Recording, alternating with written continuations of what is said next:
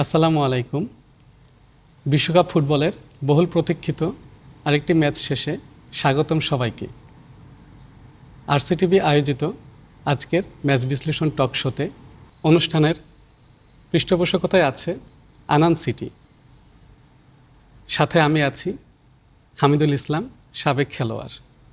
আর আমি অর্পা সরকার। আজকে আমাদের মাঝে স্টুডিওতে অতিথি হিসেবে উপস্থিত আছেন রংপুর গ্রুপের অতিরিক্ত পরিচালক মোহাম্মদ আসলাম আলী পারভেজ এবং মোহাম্মদ শহীদ সরকার। আজ মুখোমুখি হয়েছিল পজিশন ভিত্তিক ফুটবলের অন্যতম সেরা দল স্পেন এবং লড়াকু এবং শৃঙ্খলাবদ্ধ দল উরুগুয়ে। আজ স্পেন 1-0 গোলের জয় নিয়ে গ্রুপ পর্বে এক অসাধারণ সমীকরণ দেখিয়েছে। ম্যাচটি হয়তো গোল বন্যার ছিল না, ছিল কৌশল, ধৈর্য, বলের দখল, দুই দলের লড়াইয়ের ভরপুর। স্পেনের পরিকল্পিত ফুটবল যেমন চোখে পড়েছে, উরুগুয়ের শেষ মুহূর্ত লড়ে যাওয়া প্রশংসার দাবিদার। ঠিক তাই আজ আমরা আলোচনায় খুঁজে বের করার চেষ্টা করব স্পেনের জয়সূচক গোলের কৌশল কী ছিল এবং উরুগুয়ের কোথায় পিছিয়ে পড়েছিল, আর স্পেনের জয়সূচক গোলের এই ফলাফল গ্রুপ পর্ব এবং শিরোপার কী বার্তা দিল। তাহলে আর দেরি না করে শুরু করা যাক আমাদের আজকের আলোচনা। শুরুতেই যেতে চাচ্ছি দুইজন গেস্টের কাছে। আজকে আমি জানতে চাচ্ছি গেস্টের কাছে যে ম্যাচের শুরুর গতি এবং কৌশল দুই দলের কেমন ছিল। ধন্যবাদ সবাইকে এবং আরসিটিভিকে। আসলে মজার বিষয় হচ্ছে কি যে পৃথিবীতে যখন ওয়ার্ল্ড কাপ শুরু হয় 1930 সালে, তখন প্রথম বিশ্বকাপটা কিন্তু উরুগুয়ে নিছে এবং তারপরে 1950 সালেও কিন্তু উরুগুয়ে বিশ্বকাপ ব্রাজিলকে হারিয়ে উরুগুয়ে কিন্তু জিতছিল। তা মজার বিষয় হচ্ছে যে উরুগুয়ে কিন্তু একটা কঠিন স্ট্রং টিম। পাশাপাশি স্পেন কিন্তু 2010 সালে বিশ্বকাপ নিছে এবং এখন র্যাঙ্কিং ফিভারে উরুগুয়ে কিন্তু এখন 16তম এবং স্পেন কিন্তু দ্বিতীয়তম অবস্থানে আছে। তা যাই হোক, দুই পক্ষেই হাড্ডাহাড্ডি লড়াই হয়েছে, দুই পক্ষে গোল দেওয়ার জন্য প্রচণ্ড চারা চেষ্টা করেছে।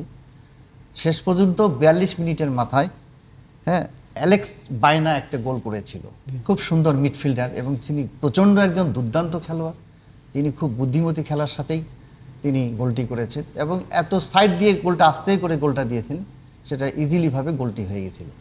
অপরপক্ষে উরুগুয়েও কিন্তু অনেক চেষ্টা করছে, কিন্তু আসলে ওই ধরনের আক্রমণাত্মক যেভাবে গোল দেওয়ার কথা ওনারা কিন্তু সেটা দিতে পারেনি। মাঝপথেই কিন্তু বলগুলো বেশি খেলাধুলা হয়েছে।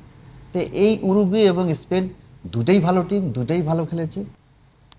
এই প্রসঙ্গে আমি গেস্টের কাছে জানতে চাচ্ছি আজকের আমাদের বিশিষ্ট ক্রীড়া উপস্থাপক এবং ধারাভাষ্যকার কাছ থেকে। শহীদ স্যার, আপনি একটু বলবেন। ধন্যবাদ আপনাকে। জি। এবং বিশেষ করে ধন্যবাদ জানাই আরসিটিভিকে, আনান সিটির এই পৃষ্ঠপোষকতা আজকের এই বিশ্বকাপ ফুটবল 2026 নিয়ে যে ম্যাচ পর্যালোচনা বা বিশ্লেষণ, এটা কিন্তু দর্শকদের আমি দেখলাম যে দর্শকদের কিন্তু বেশ দৃষ্টিগোচর হয়েছে। তো এই প্রসঙ্গে আমি বলতে চাই, আমার একটু আগে আসলাম ভাই বললেন যে তাদের যে বিশ্বকাপে যে আগমন উরুগুয়ে এবং স্পেনের, আমি সেই প্রসঙ্গে যাব না। তবে আমি খেলার যে সেকেন্ড হাফের কথা বলবো, সেটি আসলে আমরা দেখলাম যে রুদ্ধশ্বাস খেলা কিন্তু হয়েছে।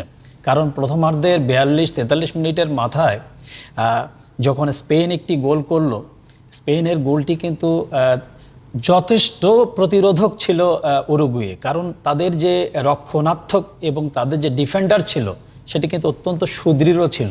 তারপরও যাই হোক, খেলার সমীকরণে বলতে হয় যে গোল হবে আর দর্শকরা গোল চাবে, এটাই হলো ফুটবলের নিয়ম। কিন্তু দ্বিতীয়ার্ধে একটি বিষয় কিন্তু লক্ষণীয় ছিল যে আমরা দেখেছি যে তাদের যে মরিয়া হয়ে ছুটেছিল, যে পালাক্রমে যে আক্রমণ, পাল্টা আক্রমণ দর্শকরা কিন্তু উপভোগ করেছে, সেটি বিশ্বকাপের মাঠ ধাঁধানো না। আমি মনে করি এই ইউরোপ, এশিয়া, আমেরিকা সহ বাংলাদেশের মতো একটি দেশে কিন্তু দর্শকরা অত্যন্ত উত্তেজিত ছিল। আর যাই হোক, আমি যেটি বলতে চাই যে উরুগুয়ে কিন্তু একটি অত্যন্ত সুদৃঢ় এবং শক্তিশালী টিম। কারণ তারা, আমরা বলি যে স্পেনও কিন্তু তাদের যে অতীত ইতিহাস আমরা শুনলাম যে বিশ্বকাপে তারা যে কাপ বা বিশ্ব চ্যাম্পিয়ন তারা হয়েছিল, সব মিলে কিন্তু তাদের যে খেলাটি হয়েছিল সেটি রীতিমতোই কিন্তু একটি হাই ভোল্টেজ ম্যাচ ছিল। তো ফলশ্রুতিতে একটি কথা বলতে হয় যে আজকে জয় পরাজয়ের গ্লানি নিয়ে কিন্তু একটি দল বিদায় নিলেও আগামীতে আরেকটি দল কিন্তু পরবর্তী রাউন্ডে খেলার যোগ্যতা অর্জন করেছে। যাই হোক, ফুটবল আসলে অনিশ্চিত। ফুটবল সময়ের সমীকরণ পরিবর্তন কখন হবে এটা কিন্তু আসলে বলা কঠিন। আর দর্শকরা কিন্তু সেই অপেক্ষায় রয়েছেন যে দ্বিতীয় রাউন্ডের খেলাগুলো হবে আরও আক্রমণাত্মক। আমি অসংখ্য ধন্যবাদ জানাই যে উরুগুয়ে এবং স্পেনের মধ্যে খেলা কিন্তু দর্শকরা আমাদের বাংলাদেশে কিন্তু অনেক সমর্থন রয়েছে। আমি একটি কথা বলতে চাই যে আরসিটিভির আমি যখন আরসিটিভিতে দেখি বা আরসিটিভির যখন এই ফলোয়ারদের সংখ্যা দেখি, অনেকে কিন্তু কমেন্ট করে দেখলাম যে স্পেন এবং উরুগুয়ে নিয়ে। জি জি গেস্টের কাছে জানতে চাই আজকের ম্যাচের রক্ষণভাগের পারফরমেন্স, মিডফিল্ড এবং ম্যাচের টার্নিং পয়েন্টগুলি কোথায় কোথায় ছিল আর কি বলে আপনি মনে করেন? ধন্যবাদ, আপনার প্রশ্নটা অত্যন্ত গুরুত্বপূর্ণ। জি আমরা যদি ফুটবল দেখি, আমরা কিন্তু ফুটবলটাকে একটি ম্যাপের মধ্যে কিন্তু আমরা পরিকল্পনা করি। অর্থাৎ ডিফেন্স, মিডফিল্ডার, ডিফেন্ডার, গোলকিপার জি এবং ফরওয়ার্ডে যারা খেলবে, অর্থাৎ আমরা যেটা বলি সেন্টারে যারা খেলে, সব মিলে কিন্তু একটি কম্বিনেশন টিম তৈরি হয়। তো আপনার প্রশ্নের প্রেক্ষিতে আমি বলতে পারি যে নিঃসন্দেহে আমার কাছে মনে হয়েছে একজন ক্রীড়া সংগঠক বা ধারাভাষ্যকার হিসেবে যে স্পেনের কিন্তু অত্যন্ত সাজানো ফুটবল ছিল। পক্ষান্তরে উরুগুয়ে যে আমরা দেখলাম যে পাল্টা আক্রমণের যে অব্যাহত বা ধারাবাহিকতা অব্যাহত রেখেছিল সেটিও চোখে পড়ার মতো ছিল। তবে আপনি দেখেছেন যে গোলরক্ষক কিন্তু অত্যন্ত সুদৃঢ় ছিল স্পেনের। না হলে কিন্তু দেখতেন যে এই বিশ্বকাপের এই মাঠে কিন্তু দর্শকরা অধিক গোল কখনোই পছন্দ করে না। একটি গোলেই কিন্তু এই জাল আর বলের যে কম্বিনেশনটা সেটি কিন্তু খেলার শেষ পর্যন্ত কিন্তু এটি আমরা দেখলাম যে একটি লিমিটেশনসের মধ্যে ছিল, যার কারণে দর্শকরা কিন্তু উপভোগ করছে আক্রমণ এবং পাল্টা আক্রমণ। আর আরেকটি কথা বলতে হয় যে আসলাম ভাই যে খেলোয়াড়টির নাম বললেন, সত্যি আসলে তার যে স্ট্যামিনা বা তার যে ফিজিক্যাল স্ট্যাটাস, নিঃসন্দেহে তিনি খুব সুন্দর খেলেন। হয়তো আরও যদি বল যোগান পেত, আমার মনে হয় যে আরও কাঙ্ক্ষিত কোনো ফলাফল দলের পক্ষে সে আরও রচনা করতে পারত। আর রেফারির কথা অনেকে বলছেন, আসলে বিশ্বকাপ রেফারিং র্যাঙ্কিংয়ের যে বিষয়টি রয়েছে এটি নিয়ে আসলে মন্তব্য নিষ্প্রয়োজন। এর মধ্যে আমরা দেখেছি যে একটি লাল কার্ড পেয়েছে, তাই না? একটি লাল কার্ড পেয়েছে। আসলে খেলোয়াড়রা মাঠে যখন খেলে, খেলোয়াড়রা যেমন স্ট্রেসে থাকে, দর্শকরা স্ট্রেসে থাকে এবং বিশ্বকাপে কিন্তু গোটা বিশ্ব স্ট্রেসে থাকে। রংপুর শহরে নিরিবিলি ও মনোরম পরিবেশে অবস্থিত রংপুর গ্রুপের প্রিমিয়াম আবাসন প্রকল্প আনান সিটিতে নগদ মূল্য ও সহজ কিস্তিতে প্লট এবং কন্ডোমিনিয়াম অ্যাপার্টমেন্ট বিক্রয় চলছে। আমরা যে দেখতে পাচ্ছি স্পেনের পয়েন্ট টেবিলের প্রথম স্থান অধিকার করেছে, তো আপনি কি মনে করেন যে পরবর্তী খেলায় পরবর্তী অবস্থানে তারা কীরকম পারফরমেন্স রাখতে পারে? ধন্যবাদ আপনি এই ধরনের একটা প্রশ্ন করার জন্য। খুবই গুরুত্বপূর্ণ একটা প্রশ্ন, খেলার গতিটাকে কিভাবে কি করা যায়। তা আপনারা জানেন যে স্পেন যেহেতু গ্রুপ চ্যাম্পিয়ন হয়েছে, স্পেন ওয়ার্ল্ডের র্যাঙ্কিংয়ের দিক দিয়ে দ্বিতীয়। তা স্বাভাবিক মানে করবই যে যেহেতু গ্রুপ চ্যাম্পিয়ন হয়েছে স্পেন, সেই নিরিখে যে সেকেন্ড রাউন্ডে যে খেলাগুলো হবে আমি আশা করি স্পেন খুবই ভালো করবে। কারণ স্পেনের যেমন defence side, open side, leg side, right side এবং কঠিন স্ট্রং একটা টিম। আমার মনে হচ্ছে যে পরবর্তীতে যখন সেকেন্ড রাউন্ড খেলবে নিশ্চয়ই তারা ভালো করবে এবং ওয়ার্ল্ডের মধ্যে তো জানাই যাচ্ছে যে তারা র্যাঙ্কিংয়ের দিক দিয়ে দ্বিতীয় অবস্থানে আছে এবং সেই নিরিখে তাদের খেলার যে গতি, যে আর্টস, যে কারিশমা, সব দিক থেকে আমাকে ভালো লেগেছে।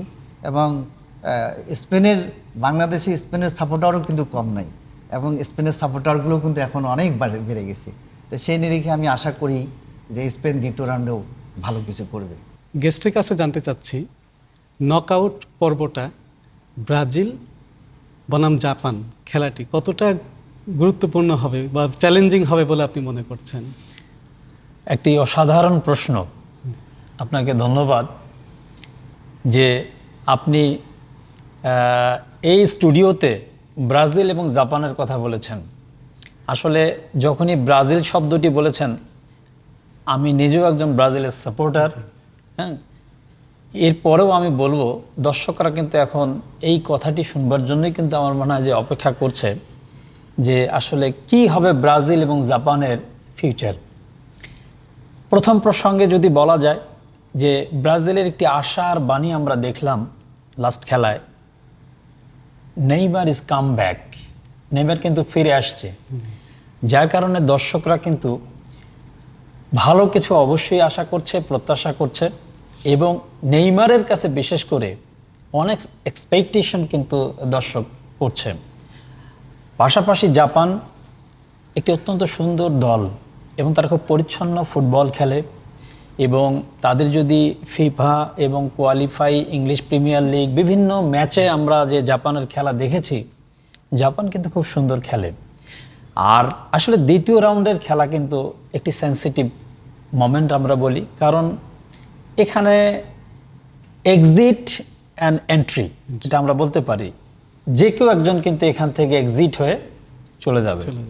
এটা আসলে একটি ফুটবলের নিয়ম।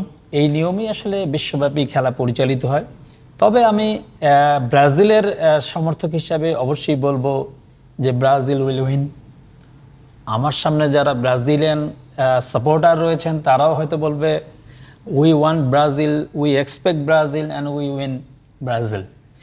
তো অসংখ্য ধন্যবাদ আজকের এই সুন্দর একটি প্রোগ্রামের মধ্যে যে আজকে দর্শকরা যে আসলে খেলার যে টুকিটাকি যে বিষয়গুলি, এটা কিন্তু আসলে খেলায় বোঝা যায় না।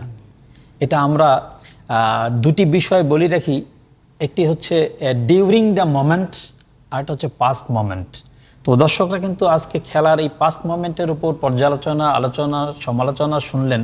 তারা কিন্তু আগামী ম্যাচে আরও ভালো কিছু দেখবেন বলে আশা করছি। আমি জানি না, আমার সঙ্গে কিন্তু স্টুডিওতে আজকে উপস্থিত আছেন আমার আরেকজন কলিগ আসলাম আলী পারভেজ ভাই। তিনি কোন দলের সাপোর্টার এবং তিনি এই দ্বিতীয় রাউন্ডের এই জাপান এবং ব্রাজিলের খেলার কি চিন্তা ভাবনা করছেন?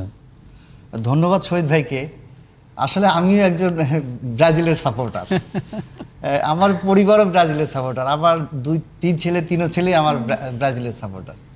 তো যাই হোক, দ্বিতীয় রাউন্ডে যেহেতু জাপান এবং ব্রাজিল খেলা হচ্ছে আর কি, জাপান এবং ব্রাজিল যেহেতু খেলাটা খুবই গুরুত্বপূর্ণ খেলা, এটা যেহেতু নকআউট সিস্টেম খেলা, তো এই খেলাতে বোঝা যাচ্ছে আইকনিক প্লেয়ার কিন্তু ব্রাজিলই বেশি। জাপানে কিন্তু সেরকম একটা আইকনিক কোনো প্লেয়ার নেই, এবং তারা খুব গোছানোভাবে যেহেতু ব্রাজিল খেলে, আমার মনে হচ্ছে যে ব্রাজিল যদি এই যে খেলাটা অলরেডি খেলছে, এই খেলাটাও যদি ভালো ওইভাবেই খেলে, তা আমার মনে হয় ব্রাজিল ইনশাল্লাহ জিতে যাবে। এটা আনডাউটলি আমি বলতে পারি আর কি। আর যেহেতু আইকনিক এরকম জাপানে কোনো প্লেয়ার নাই, সেহেতু আমার মনে হচ্ছে না যে তারা ব্রাজিলকে হারানোর মতো সেই ধরনের তাদের ক্যাপাবিলিটি আছে। আমার মনে হচ্ছে যে ব্রাজিলেই সেরা, ব্রাজিলে ইনশাল্লাহ জিতবে। আমি একটু অ্যাড করতে চাই আসলাম স্যারের সাথে, যে জাপান এই ম্যাচটিতে কেমন ভালো করবে আপনি বলে মনে করছেন? আমি আগেই বলেছি জি জি যে আসলে বিশ্বকাপের মাঠে যারা খেলতে আসছে, বিশ্বকাপ তো আসলে বিশ্বকাপই, নিঃসন্দেহে জাপান সুন্দর খেলে। আমি দর্শকদের এটি বলছি যে আসলে সাপোর্টাররা কিন্তু একভাবে চিন্তা করে, খেলোয়াড়রা মাঠে কিন্তু আরেকভাবে খেলে। এটা কখনোই কিন্তু আমি দেখছি, আমি লাইভ টেলিকাস্টে থাকছি অনেক, আমি সম্প্রচার করছি ধারাভাষ্য। আসলে উত্তেজনা কিন্তু শুধুমাত্র খেলোয়াড়ের মধ্যে থাকে না, এটি কিন্তু ব্যাপক উত্তেজনা ছড়িয়ে পড়ে কিন্তু সমর্থকদের মধ্যে। আসলে স্ক্রিনে বসে যে সমর্থকদের উল্লাস আর মাঠে যেটা সমর্থকদের উল্লাস, এই দুই উল্লাসই কিন্তু খেলোয়াড়কে উজ্জীবিত করে এবং উৎসাহিত করে। তো সেই সুবাদে কিন্তু আমি বলতে পারি, আমি জাপানে কিন্তু দেখেছি, আপনারা দেখেছেন দর্শক, যে জাপানে কিন্তু আসলে রাইট উইন লেফট উইনের দুটি প্লেয়ার আছে, অত্যন্ত সুন্দর খেলে। তারা যদি বল সুযোগের সন্ধানে থেকে, আমার মনে হয় যে কোনো মুহূর্তে কিন্তু একটি মানে কাউন্টার অ্যাটাকের মাধ্যমে কিন্তু তারা খুব সুন্দর ফলাফল নিতে পারে। যার কারণে আসলে ফুটবল নিয়ে বড়াই করে কোনো কিছু বলা যায় না। আমি বারবার যে কথাটা বলছি, আমাদের চিন্তা, খেলোয়াড়দের মাঠের যে খেলার যে বাস্তবতা, এটি কিন্তু আসলে সবসময় একটা ডিফারেন্স থেকে যায়। এই ডিফারেন্সটা কিন্তু আসলে দর্শক খেলোয়াড়দের মধ্যে থাকবেই, এটি ফুটবলের নিয়ম। তো সব মিলে যদিও দুটি দল খেলবে, সমর্থক থাকতেই পারে। বাংলাদেশেও কিন্তু জাপানি সমর্থক যথেষ্ট রয়েছে। আমাদের জাপানিতে কিন্তু অনেক প্রবাসী বাংলাদেশি রয়েছে যারা কিন্তু জাপানের খেলা এবং জাপানকে সমর্থন করেন। সব মিলে আসলে ফুটবলের মাঠই প্রমাণ হবে কে হবে এই সেকেন্ড রাউন্ডের পরবর্তী জয়ী টিম। এখন দেখার বিষয়, স্পেন কি এই ধারাবাহিকতা বজায় রেখে তাদের জয়ের আরও এক ধাপ সামনে এগিয়ে যেতে পারে, নাকি তাদের পড়তে হবে আরও কঠিন লড়াইয়ের মুখোমুখি। আজ এ পর্যন্তই। সবাই ভালো থাকবেন, সুস্থ থাকবেন। আজ বিদায় নিচ্ছি। দেখা হবে বিশ্বকাপ পরবর্তী বিশ্লেষণে। ধন্যবাদ।